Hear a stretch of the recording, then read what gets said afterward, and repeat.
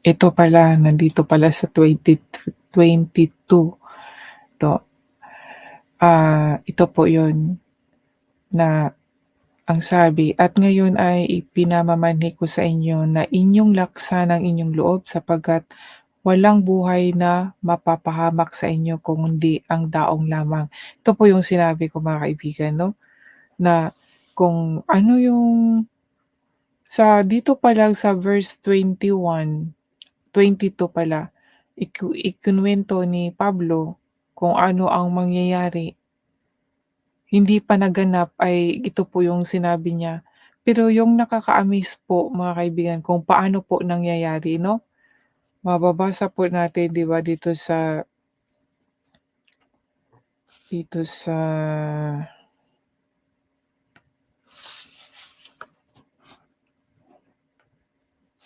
an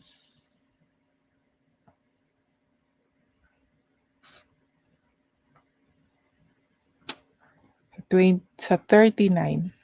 So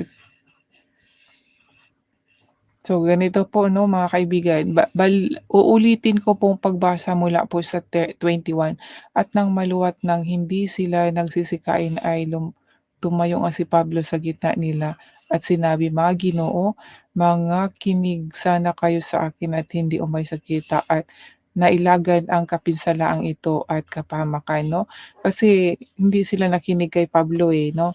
Ang pinakinggan nila yung ano, yung tao dahil mataas, may ranggo at yung may-ari 'no. Hindi sila nakinig kay Pablo na si Pablo ay may nag-guide sa kanya, ang ating Panginoon. Dahil isa lang naman siya ordinaryong tao. Ngayon ganito ang nangyayari kaya sinabi niya dito sa verse 22 na, "At ngayon ay ipinamanhi ko sa inyo na inyong lakasan ang inyong loob sapagkat walang buhay na mapapahamak sa inyo kundi ang daong lamang." So, walang mamamatay 'no, kahit isa sa kanila, kundi ang masisira yung barko lang. Ngayon ating basahin po yung talata kung paano po nasira yung barko 'no, nakaka-amaze po 'di ba? Pero basahin ko po muna sa Bisaya ano, kay diingon dinhi sa Bisaya nga, "Apan karon naghangyo ako kaninyo na dili kamo mahadlok kay walay usa kaninyo nga mamatay." 'Di ba? Ang barko lamang ang mapildi, mapildi gyud ang barko, mao na siya 'no. So, kung sa Tagalog medyo mahirap-hirap ka intindihin lalo na't hindi tayo Tagalog dahil ang naka nakasulat kasi ay, "Ngayon ay ipinamamanhi ko sa inyo na lakasan ang inyong loob," 'no? Ang sa Bisaya naman mas ano nako, mas feel nako ning sa Bisaya kay na nasabtan ako dinhi. Apan karon naghangyo ako kaninyo, mas ano nako ning word sa Bisaya mas, na murag na ako yung naunawaan ba, naintindihan, nakasabtan gyud nako. Apan karon naghangyo ako kaninyo nga dili kamo mahadlok kay walay usa kaninyo nga mamatay. So, sa Tagalog mahirap. At gayon ay pinamamanhik ko sa inyo, 'di ba? Pinamamanhik, gano'n pala 'yun kung hangyo, another word pala sa Tagalog is ipinamamanhik. Eh, kung hindi ko alam may another meaning, 'di ba? Ipinamamanhik, namaman kung sa ano pa namamanhikan, pinamamanhik, ewan ko. Kaya ang hirap po talaga, maganda po talaga merong ibang words na yung naunawaan po natin kaya puwede natin i-compare-compare 'no? So, gano'n pala 'yun. Kaapan karon naghangyo ako kaninyo nga dili kamo mahadlok kay walay usa kaninyo nga mamatay. So, in Tagalog, at ngayon ay ipinamamanhi ko sa inyo na inyong lakasan ang inyong loob sapagkat walang buhay na mapapahamak sa inyo kundi ang daong lamang. Okey. So 'yan 'no. Ngayon tingnan natin mga kaibigan kung anong nangyayari doon sa daong 'no. Tayo natin sa 39, 39 ba 'yun?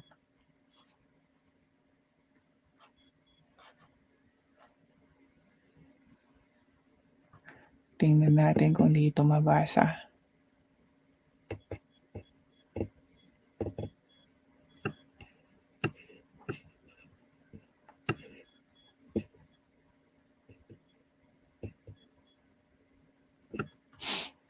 At nang pagkaumaga na, ay hindi nila makilala ang lupain, tatapat na babanaagan nila ang isang luok ng dagat na may baybayin, at sila'y nangagsang-usapan kung kanilang maisadsad ang daong doon, at inihulog ang mga sinipete, 40. Busag iputol nila ang mga higot sa angkla. So, sinepete yun pala, angkla pala yan. Sa Tagalog pala is sinepete. At kanilang pinababayaan sa dagat samantalang kinakalag ang kinakalag, papaano ba yung pronunciation nito? Kinakalag ang mga tali ng mga ugit, at nang maitaas na nila ang sahagin, ang layag sa unahan ay nagsipatungo sila sa baybayin.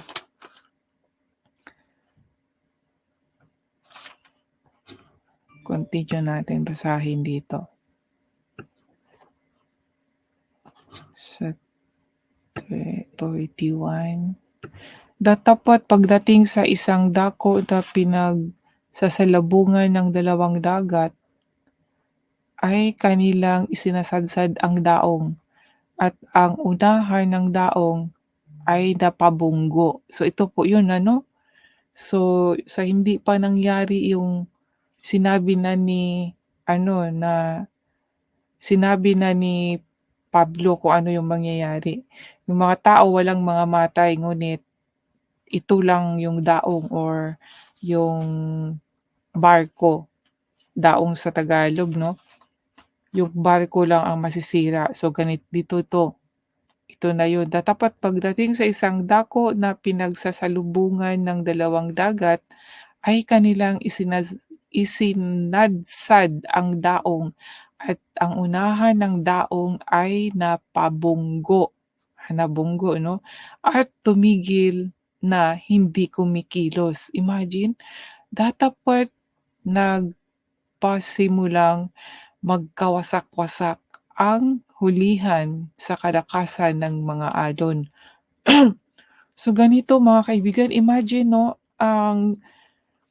ito sinabi pa lang ni 'di ba sinabi po ni ano doon, ni Pablo doon sa verse 22 na walang mga matay, ngunit yun lang daong ang masisira. So sa sinabi niya doon, hindi sa ganito nangyayari ano. Ma-imagine natin, nabunggo yung nabunggo nabunggo at tumigil, hindi makakilos, and then nagkawasak-wasak ang hulihan dahil sa lakas ng alon 'no. Si Lord ang nag-ano pa rin niyan, eh, 'no, yung gano'n ang mangyayari. Imagine, yun yung sinabi niya na walang mga matay, yung ano lang masira, yung daong. And then sa ganitong sitwasyon nangyari 'no, nabunggo. Ngayon, basahin natin ang 42, at ang payo ng mga kawal ay pagpatayin ang mga bilanggo. So, papatayin dapat yung mga bilanggo 'no, dahil para hindi makatakas siyempre bilanggo yun, eh. Pero dahil kay Pablo 'no, dahil kay Pablo ayaw ng ano, teka basahin natin, upang sinumang huwag mga kalangoy at makatanan 'no, makatakas, makatanan. So ito yon. Ngayon sa 43, datapwat ang centurion ay pagkaibig na iligtas si Pablo. Imagine, dahil kay Pablo kaya dun po na ano, na-feel ko po God is so amazing in this way. Sa ganitong paraan po niya ginamit mga kaibigan, na para hindi masaktan si Pablo, may isang taong ayaw saktan si ano, si Pablo 'no, gano'n po si Lord talaga, amazing 'no. Ang ganda po ng mensahe sabi dito, "Datapwat ang senturyon sa pagkaibig na iligtas si Pablo, ay pinigil sila sa kanilang balak." So, nawala yung balak na yun, yung patayin yung mga bilanggo dahil kay Pablo. Imagine, kaya naligtas. Dahil kay Pablo naligtas po ang lahat at pinigil sila sa kanilang balak at ipinag-utos na ang mga makalangoy ay magsitalon at ang mga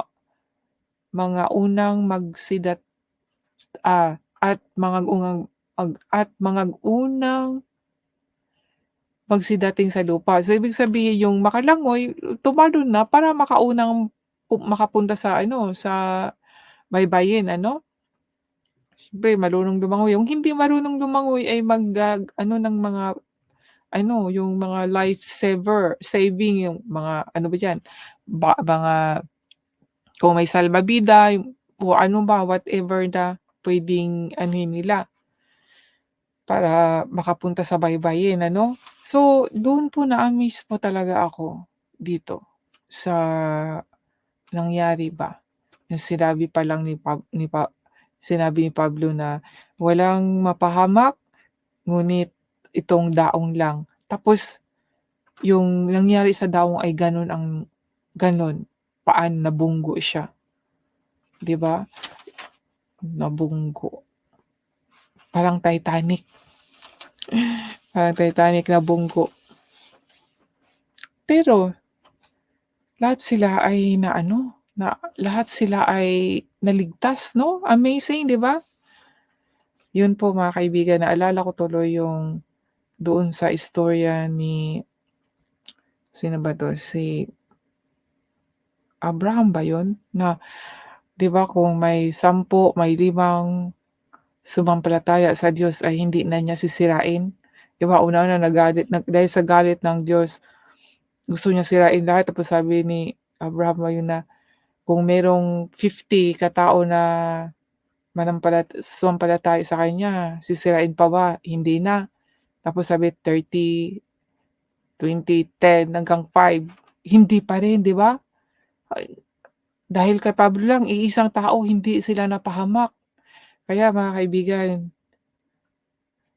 doon tayo sa mga taong sumampalataya sa Diyos, doon tayo makipagkaibigan dahil tiyak ligtas tayo. Ililigtas tayo ng Diyos dahil sa sa mga taong tapat sa Diyos 'no. Si Pablo ay naging tapat po sa Diyos.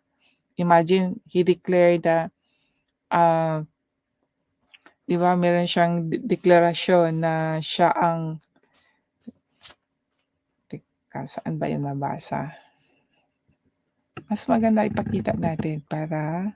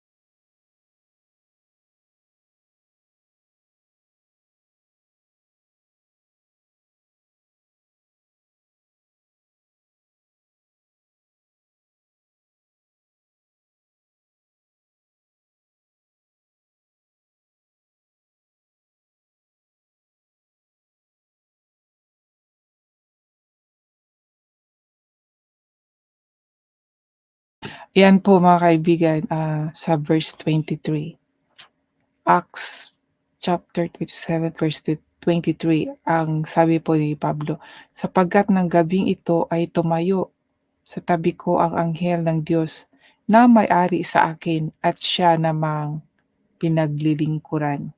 In Bisaya, sabi dito, "Kay kagabii ang Diyos nga maoy na nag-iya kanako ug maoy akong gisimba nagpadalag anghel."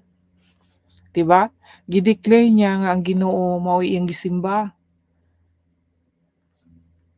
Nga miingon kanako, "Pablo, ayaw kahadlok, kinahanglan moatubang ka sa emperador ug sa Dios. Sa iyang kaayo maluwas kaninyong tanan tungod kanimo." O 'di ba?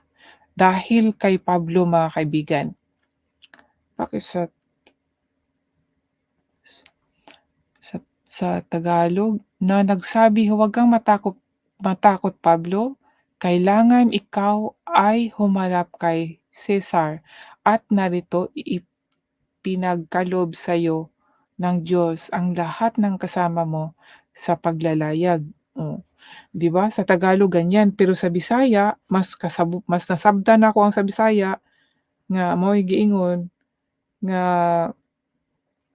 miingon ka nako, "Pablo, ayaw kahadlok, kinahanglan moatubang ka sa emperador ug sa Dios." Ay sorry, "Pablo, ayaw kahadlok, kinahanglan moatubang ka sa emperador ug ang Dios sa iyang kaayo moluwas kaninyong tanan tungod kanimo." Oh, 'di ba? Tungod kay Pablo naligtas ang tanan mga higala. Kaya, nakaka-amaze, na-amaze po ako dito sa, ah, mensahe dito about sa masabi ko talagang milagro pa rin, milagro ito. Dahil siya lang naman, ang Diyos lang puwedeng magligtas, eh. Imagine niligtas niya ang lahat, 'no? Alang-alang kay Pablo, 'no? Kaya hindi masabi natin na hindi pa lahat na sumampalataya kay Pablo dito, eh, dahil si Pablo ano lang din naman siya dito, nakisakay lang din siya sa barko, eh. Hindi pa kilala ang Diyos dito. Pero ito, in this way narinig nila ang Diyos sa pamamagitan nito, 'no? Ang pagsabi ni Pablo na, ah, siya siya nituo sa Ginoo, nagsimba sa Ginoo. So, marinig na ng tao at siyempre kung ikaw makali maka maka makaagi og kaparehas ani nga milagro, motuo jud ka sa Ginoo, 'di ba? Imagine naa sa kanang dalangpanan tapos naligtas, di pa jud ka moduol sa Ginoo niya ang giingon ni gi-declare ni ano, ni Pablo nga, "Ayaw mga higala kun mamati unta kamo," 'di ba ingon niya sa una, "Kanato, unta kamo kanako ug wala molawi gikan sa Kreta dili unta kita mahiagom niining tanang kadaot ug kapildihan. Apan karon naghangyo ako kaninyo nga dili kamo mahadlok kay walay usa kaninyo nga mamatay." O 'di ba? Siyempre sa kanang naa ka sa dagat, sa laot unya alon-alon, hadlok jud ka, eh. Pero mao ni ang giingon nga way mamatay. Kay gabii sa kagabii ang Diyos nga maoy na nag-iya kanako ug maoy akong gisimba nagpadalag anghel nga miingon kanako, "Pablo, ayaw kahadlok, kinahanglan moatubang ka sa emperador ug ang Dios sa iyang kaayo moluwas kaninyong tanan tungod kanimo." O 'di ba kung makadungog na kag-ani nga mensahe sa oras sa kanang kagipitan o mga kahadlok nga mga panghitabo nya naay tao nga niingon nimo, siyempre naligtas ka, posible di pa jud ka motuog na ay Diyos, di pa jud ka moano. So, mao na ning way pod ni God na, ah, para molawak ang faith sa mga tao tungod sa mga ani nga panghitabo, 'no? Isa na pod ni siya na amaze jud ko ani nga milagro gyud ni, kaya amazing. So, sa dinhi sa chapter na ano, Maura ni akong ma-share mga higala 'no. Pero kung utrohon nato nigbasa daghan pa yun dig makuha masig isa lang ni masig kaning chapter 27 lang, kung utrohon nating basa naa na pud tay makuha ani nga kaayuhan ba nga mga mensahe. Pero sa karon kani lang kay murag na dili jud ko na-amaze ba nga sa pag-ingon nga walay mapahamak sa inyo, walang mapahamak sa inyo, kundi ang daong lang. And then sinabi pa lang tapos kung paano nangyari kaya na-amaze ako, "Hala milagro 'to, ah."